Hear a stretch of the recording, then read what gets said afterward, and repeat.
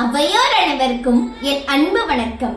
உன்னதத்தை உணர வைக்கவும், உடலையும் உள்ளத்தையும் செம்மையாக்கவும், காட்டு மிராண்டியை மனிதனாக்கவும், காட்டுவாசியை அறிஞனாக்கவும், கோபம் தணிக்கவும், கொள்கை அறியவும், இன்னல் நீக்கி இன்பம் தரவும், படிக்க படிக்க உயரவும், படிக்கல்லாயிருந்து உயர்த்தவும், சோதனைகளை சாதனைகளாக்கவும், வேதனைகள் நீக்கி விவேகமளிக்கவும், குற்றவாளியை திருத்தவும், குற்றங்களை களையவும், மனக்கவலை நீக்கவும், மனக்குறையை போக்கவும், விஞ்ஞான வளர்ச்சிக்கும் விஞ்ஞானியின் வளர்ச்சிக்கும் எடுத்த செயல் முடிக்கவும், ஏணி போல் உயரவும், ஆற்றல் பெருகவும், அறிவு வளரவும், இவை அனைத்தும் ஒரே ஒருவரால் செய்ய முடியும் என்றால் அதன் பெயர்தான் புத்தகம்.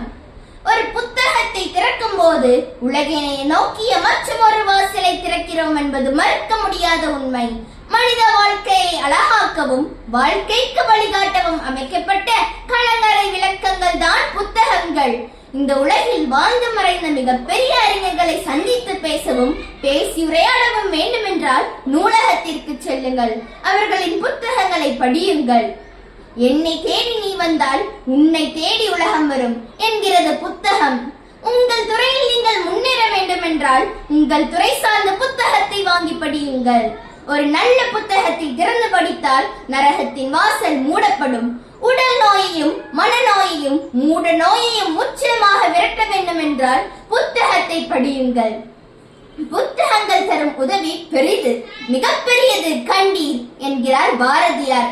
உலகத்தையே தனக்குள் வைத்துக் கொண்டு தன்னடக்கமாக இருக்கும் புத்தகங்களை போல வாழ்வோம்.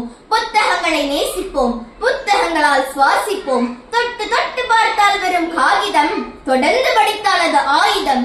வெற்றியின் வித்தகம் அதுதான் புத்தகம். புத்தகங்களை பின்பற்றி அதன் கருத்துக்களில் தீப்பற்றி வாழ்க்கையை கைப்பற்றி பெறுவோம் பெரும் வெற்றி. நன்றி.